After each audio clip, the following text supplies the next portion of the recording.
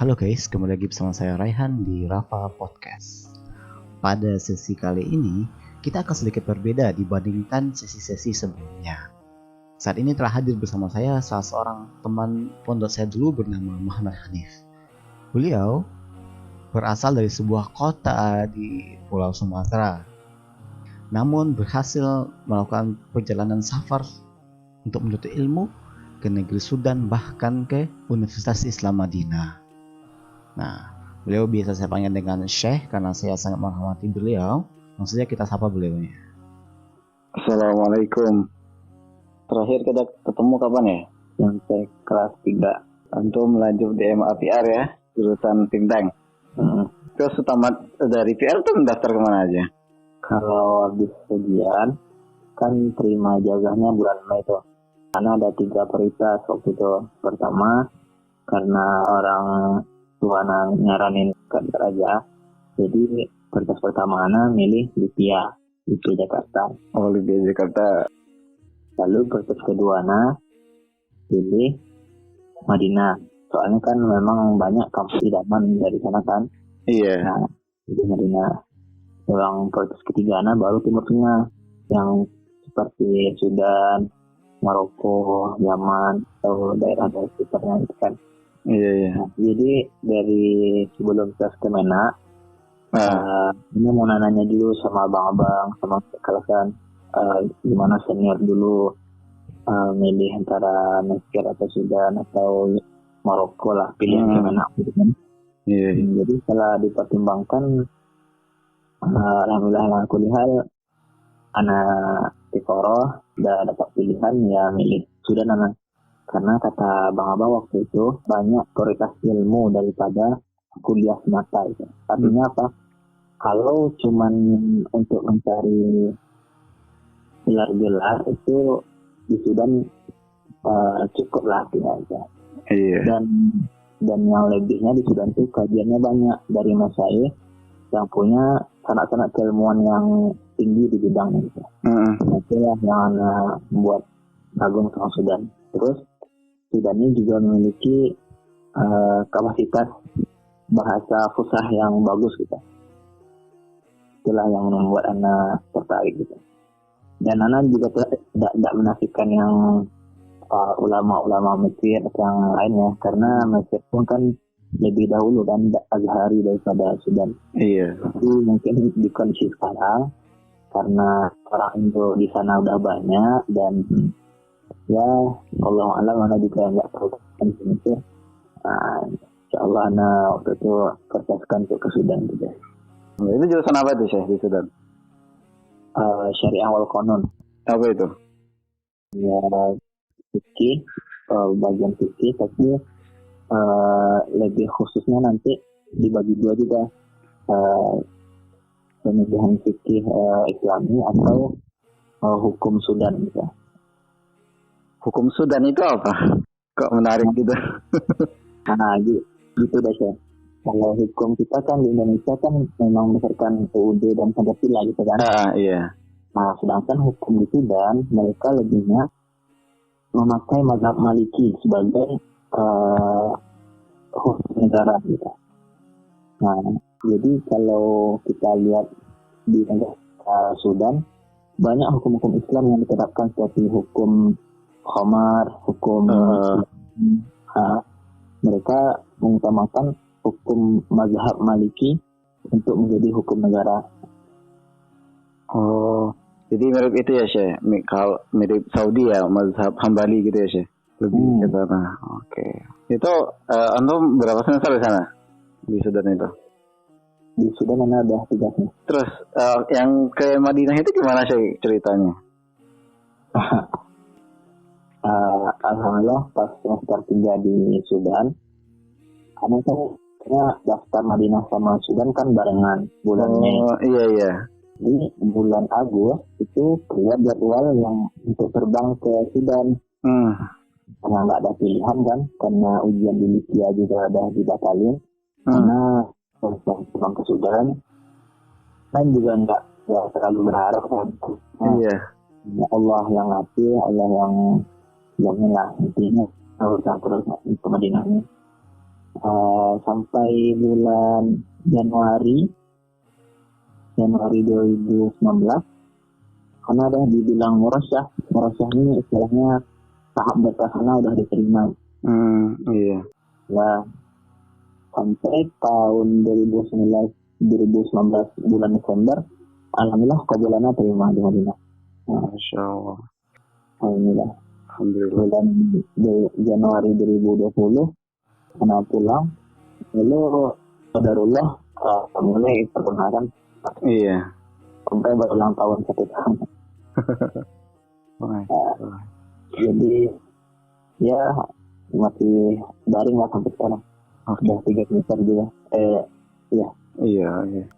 Jadi di Madinah itu langsung S1-nya atau bahasa dulu? Kan kalau teman-teman yang dari Indonesia gitu, itu kan harus bahasa dulu ya biasa. Kalau nggak tahuannya gitu, antum gimana? Apakah langsung S1-nya atau bagaimana itu? Ya alhamdulillah kemarin belum masuk kuliah, jadi ada tes persiapan bahasa gitu sih. Artinya bagi mahasiswa yang ingin berlama-lama lah di Madinah kan, ingin ngambil ilmu atau ngambil apa kayak di Madinah, bisa milih kelas bahasa dulu, bisa ya bertanda-tanda lah untuk di kelas bahasanya. Tapi kalau bagi anak ingin cepat selesai gitu kan, jadi ya apa gunanya kita merekayasa nilai ujian bahasa kan. Jadi ya alhamdulillah dari hasil tes bahasa itu anak langsung dibolehkan kuliah. Mengambil ini. Berarti itu jurusan apa itu di Madinah? Sama kayak di Sudan? Iya, di syariah. Berarti itu ngulang dari semester 1 ya? Iya, ngulang semester 1. Berkorban untuk lebih baik ya sih. Iya, kalau belajar ilmu agama ini nggak ada yang kenal buatannya sih. Kalau di beasiswanya itu bedanya apa sih yang di Sudan sama Madinah? Kalau beasiswa terkait di Sudan itu dapat 4 beasiswa. Pertama makan, tempat tinggal, uang kuliah, sama administratif di kampus lagi. Uang saku aja nggak dapat. Itu di Sudan. Nah, itu di Sudan. Uang itu pulang pergi liburan dapat dikasih juga? Pribadi. Pribadi, Masya Allah. Ya, ada beasiswa. Beasiswa dari orang tua. Masya Allah. Itu beasiswa yang selalu ada. Berarti kalau Madinah gimana? Beda dengan Madinah. Kalau Madinah, alhamdulillah yang setahu anak ya, karena sudah dapat sebagian informasi dari kak senior, di Madinah dikasih asrama, dan apa yang dapat di Sudan tadi juga dapat di Madinah. Beasiswa full kuliah, asrama, makan, tempat tinggal, terus nanti uang jajan dan tiket pulang balik. Tapi anak sampai sekarang karena daring ya, anak kuliah belum dapat. Tapi ya kuliah di sana pun anak juga dapat syukur kali gitu. Nah kan nih dari orang umum ya sih. Nah itu antum mungkin ada tips gitu atau saran buat anak gitu. Apa sih yang perlu dipersiapin kalau pengen ke Madinah gitu kan? Kan mesti ada waktu ya. Kalau nggak salah yang pernah anak baca, kalau ke Saudi itu untuk S1 maksimal itu umur 25 katanya gitu yang anak baca. Menurut antum apa sih yang perlu anak persiapin gitu? Terkait administratif pendaftaran yang masih ada sampai sekarang, itu usia ijazah tidak lebih dari 5 tahun. 5 tahun, Masya Allah. Nanti kalau terkait antum milih jurusan apa di sana atau gimana kan, milih syar'inya atau ilmu yang antum lanjutin di Indo, mungkin lebih tepatnya bisa nanya ke senior yang udah ngambil di fakultas itu. Karena ada yang kedokteran atau yang ilmu hukum gitu kan. Tapi bedanya di sana tentu pakai bahasa Arab atau bahasa negara di sana. Jadi memang perlu dasaran bahasa Arabnya ya berarti sih? Iya, insyaallah. Karena selain bahasa Arab, pastinya bahasa Inggris kan. Karena orang-orang Saudi pun lebih tinggi lah tingkat perhatiannya kepada keilmuan itu. Ini kan antum kan kuliah agama ya. Nah, yang jadi pertanyaan kenapa bisa ada ide sih untuk bisnis gitu sih? Jualan kurma. Ini jualannya laku kali betulnya. Ya, Ana mau jelasin gini aja ya. Soalnya kan kita nggak selalu harus berharap menjadi pegawai negeri atau gimana lah kan. Alhamdulillah memang orang tua Ana keduanya PNS, tapi Ana juga ingin mikir gitu. Suatu saat pasti PNS ini ujung-ujungnya nanti akan selalu menjadi minatan atau dilirik oleh semua orang lah. Tentu seleksinya juga pasti ketat kan. Iya. Jadi Ana mikir gimana caranya supaya kita berpenghasilan adalah tambahan sedikit walaupun itu tidak menjadi inti ya kan. Itu yang nanti karena yang berjualan atau bisnis itu bukan itu inti yang Ana kejar, tapi cuman sampingan. Tapi alhamdulillah berkat usaha dan rezeki dari Allah lah ya, alhamdulillah ikhlas sampai sekarang masih tetap jalan. Berarti itu antum dapat stoknya dari mana? Maksudnya berarti langsung dari Timur Tengahnya gitu ya? Ya, alhamdulillah karena ada link dari kakak kelasnya Madinah sejak dari Sudan dulu. Jadi orang kan balik dari Sudan itu Januari 2020. Iya. Dan karena anak masih ya bisa dibarengi lah kan kuliah sama yang lain gitu. Jadi anak cari kesibukan atau cari bisnis lah gitu. Alhamdulillah dapat link dari abang-abang di Madinah. Sudah langsung jadi apa? Terus di awal itu gimana sih? Sulit atau gimana atau langsung ada yang beli gitu? Soalnya kan Anda pribadi pun jualan gitu. Nah yang Anda rasakan ya tidak semanis itu yang Anda lihat daripada yang Antum lakukan gitu. Mungkin Anda kan di lingkungan teknik ya gitu. Yang mana orang tidak terlalu ya identik dengan yang namanya ya, buah-buahan dari Arab gitu. Mungkin dari Anda ada tips atau apa sih yang Antum lakukan di awal gitu sih? Kalau tips dari Ana sendiri, pertama mungkin kita harus tahu minatan kita di mana gitu. Kan setiap orang beda-beda gitu kan. Mungkin karena Ana minatnya di herbal atau di bagian-bagian kesehatan itu yang utama bagian nanti. Mungkin nanti lebih minat di bagian mana? Bagian teknologi atau jual-jual produk ya semacam itulah kan. Jadi antum prioritaskan bidang antum di mana. Yang pertama, kalau antum tuh cinta dengan produk, artinya antum merasa memiliki gitu. Nah itu yang pertama. Lalu yang kedua, antum juga tahu bagaimana target pasar antum. Kan kalau anak kan alhamdulillah di bidang agama tentu sedikit banyaknya orang-orang yang kenal herbal itu banyak gitu kan. Artinya kenalan anak alhamdulillah dengan importer dan orang-orang yang di bawah anak pun ada gitu. Jadi cepat langsung berputarnya barang gitu. Tidak lama-lama di tempat anak. Iya. Berarti kita harus mengetahui target pasar kita dan lingkungan kita ya Syekh. Apakah itu sesuai gitu ya? Oke. Kalau untuk promosinya gitu gimana sih? Buat apa aja gitu? Mungkin kan kalau kita lihat di Instagram kebanyakan tuh orang promosi kurma lewat iklan atau gimana. Nah, antum sendiri gimana itu untuk promosinya yang antum lakuin? Kalau untuk promosi sendiri, Ana punya grup WA. Nah, tapi grup WA ini sama sebar gitu. Jadi istilahnya grup jual beli, tapi di sanalah letak Ana mempromosikan barang nanti gitu. Jadi istilahnya gimana ya? Terkesan grup tuh grup jual beli bersama, tapi yang jual herbal Ana sendiri gitu. Nah itu. Oh berarti orang lain boleh promosiin barang juga di sana? Ya boleh, tapi nggak boleh herbal gitu. Selain herbal, ya herbal Ana sendiri gitu. Masya Allah ini luar biasa sekali. Tapi Ana jujur aja, orang kan banyak masangin promote atau iklan endorse gitu kan. Ana nggak tertarik sama sekali gitu. Soalnya dengan model grup WA-nya aja Ana mikir udah cukup kali gitu sih. Kan orang ngabisin iklan berapa banyak misalkan Instagram, Misalnya Anda lihat di Instagram itu per hari kalau kita masang iklan sekitar ya minimal 60.000 lah. Itu udah dapat yang paling murah kali gitu. Nah, dengan modal 60.000 palingan yang lihat berapa, palingan yang minat berapa gitu kan.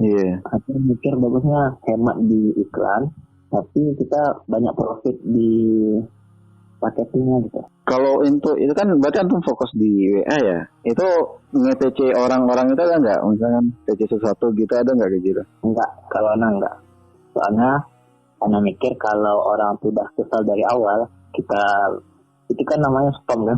Iya, spam. Nah, jadi Ana mikirnya orang tuh enggak tertarik lagi gitu.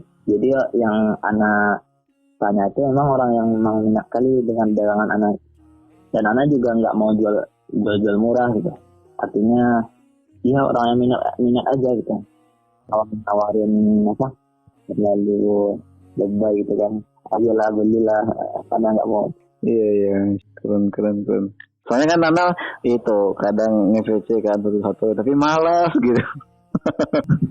orang mana lihat ya kalau udah di Wapri masing-masing, jadi orang tuh malas jadinya. Iya sih, kadang gitu juga sih adanya nge-PC anak kan Nana lihat, ya pasti jualan nggak ada tutup langsung gitu. Insya Allah. Oke, bagus sekali. Berarti ini antum ke Madinah belum ada itu ya? Wacananya kapan? Belum lagi. Insya Allah lah kalau antum berminat atau ada yang ikhwan yang lain misalnya kan, ya silakan mampir di IG TPMI Madinah atau portal-portal keislaman kayak Saudi Indonesia atau yang lain. Itu banyak sekali informasi yang alhamdulillah di sana ada lengkap kali ya rasanya. Iya, Masya Allah. Dan terkait bisnis tadi saya anak ingatkan lagi, bagi kita yang udah menuntut ilmu syar'i, percuma rasanya kalau kita cuman fokusin ke bisnis gitu. Karena niatnya sebenarnya ingin mendirikan pondok, tapi bisnis ini sebagai penopang aja. Penopang dananya ya. Seperti itu. Karena kita kan nggak juga ingin memberatkan kepada siswa atau santri untuk ya sepenuhnya itu kan. Mana tahu ada santri yang terkendala di biaya atau di masalah keuangan finansial. Niat anak gitu, jadi ya mudah-mudahan Allah mudahkan. Amin, Masya Allah. Oke. Semoga Allah mudahkan ya. Oh iya, saya mau nanya. Kalau untuk menerjemahkan ijazah gitu, itu kemana sih perginya? Untuk penerjemahan berkas, biasanya yang senior ngarahin ke Ustadz Ali Muhsin.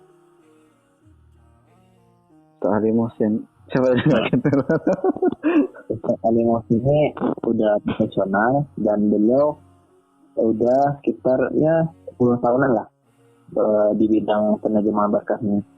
Karena langsung pernah bertemu sama beliau di Depok kan. Jadi beliau kalau ngetik itu sih nggak lihat keyboard lagi. Masya Allah. Bayangin antum ngetik tanpa lihat keyboard, cuman lihat ijazah bahasa Indonesia aja. Keren bahasa Arab lagi ya. Bahasa Arab udah di tangan dia itu. Itu udah profesional kali beliau. Penasaran sama beliau aja. Soalnya alhamdulillah beliau orangnya baik. Berarti menghubungi beliau itu gimana caranya? Insyaallah kalau ada yang minat nanti anak kasih. Nah, untuk itu sih, untuk biaya sendiri berapa itu? Menerjemahkan ijazah kayak gitu?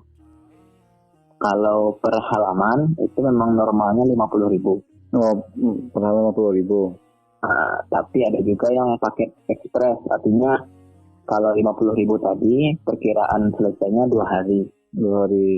Tapi kalau ada yang ingin selesai 1 jam, itu bisa bayar sekitar 80.000 sampai 100.000. Itu kalau anak dulu tahun 2018. Kalau orang yang dia tuh nggak bisa bahasa Arab ya, itu mungkin nggak itu kuliah di Saudi kayak gitu tuh?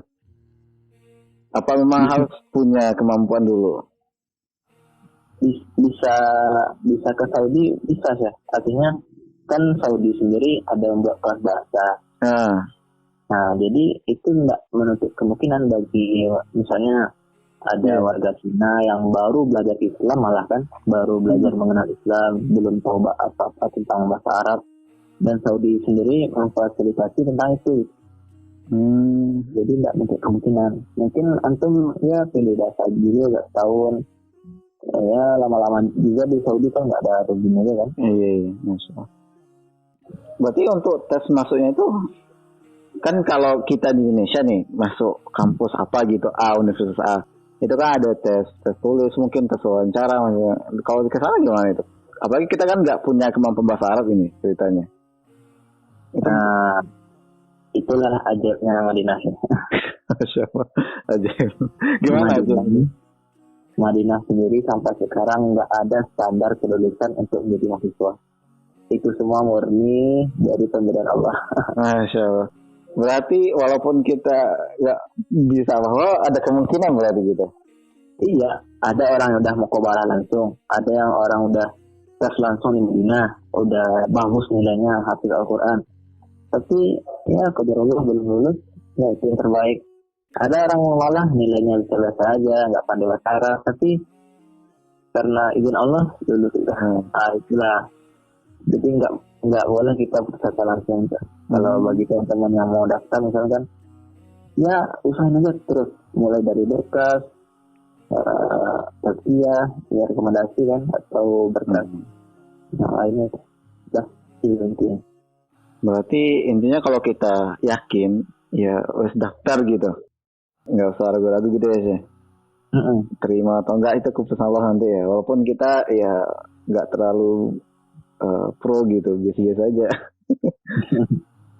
Tapi yang masalahnya sebelum menerima hasil kelulusan, bagusnya kita cari sampingan dulu. Kayak anak tadi kan, anak kelulusan presiden dulu atau kemana gitu.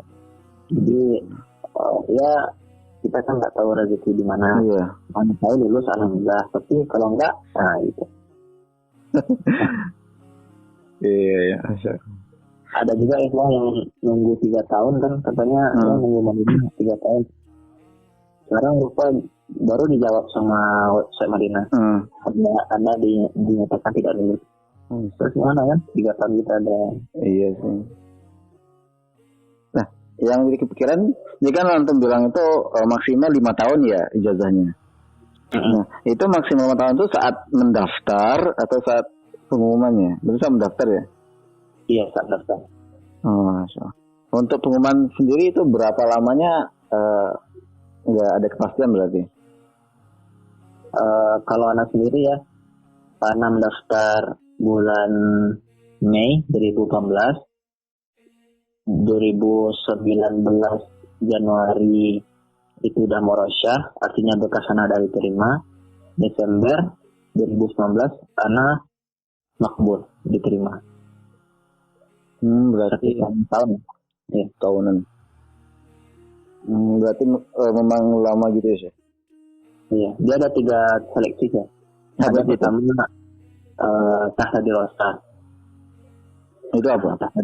Tahta dirasa ini artinya berkas antum sedang dipelajari. Iya.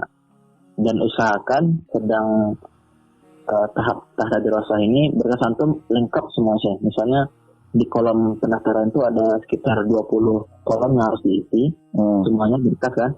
Antum usulkan daftar pertama itu harus lengkap semuanya, nggak ada yang boleh tinggal.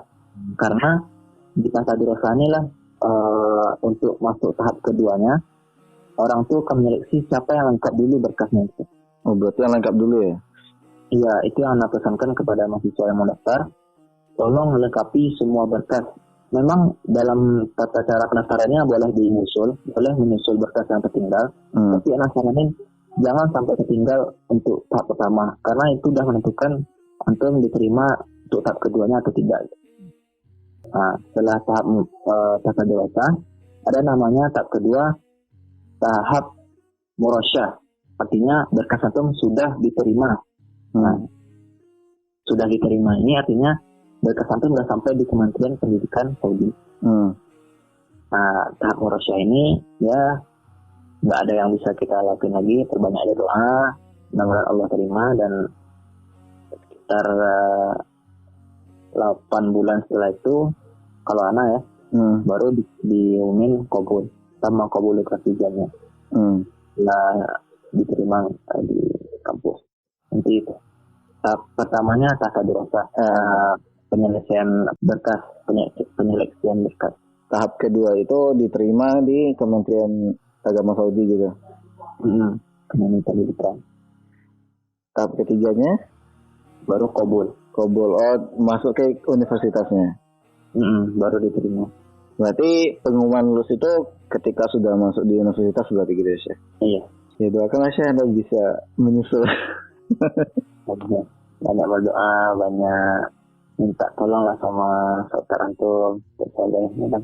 Ya ustadznya paling nggak kenal anak sih soalnya anak duluan keluar soalnya.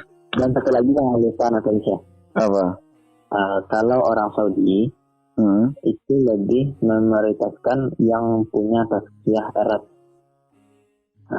Maksudnya bukan sih? Jadi di Saudi ini lebih mementingkan orang yang punya tazkiyah, surat rekomendasi. Oh, itu rekomendasinya dari siapa sih? Kalau anak dulu pertama dia kan ada 2 kolom tuh rekomendasi. Nah, yang pertama anak minta ke MUI, lalu anak minta juga ke Ustadz Dasman namanya, itu kan baru. Beliau itu sebagai apa Ustadz Dasman itu? Ustadz Dasman ini alumnus S3 Madinah, jurusan hadis. Berarti dan Saudi pun kalau yang berkaitan dengan negara, misalnya antum minta ke gubernur atau antum minta ke Kemena pusat atau Kemena wilayah Sumbar misalkan, itu lebih bagus lagi dibanding tazkiyah perorangan. Karena kalau Saudi yang lihat yang berkaitan dengan negara itu lebih dilihat, gitu, lebih diprioritaskan. Jadi negaranya mengajuin dia loh. Nah itulah. Kalau ada antum kenalan sama anggota DPR misalkan, nah itu Saudi juga dukung juga. Nah terus sih ke MUI itu gimana cara mintanya? Ngajuin aja, orang MUI udah paham kok.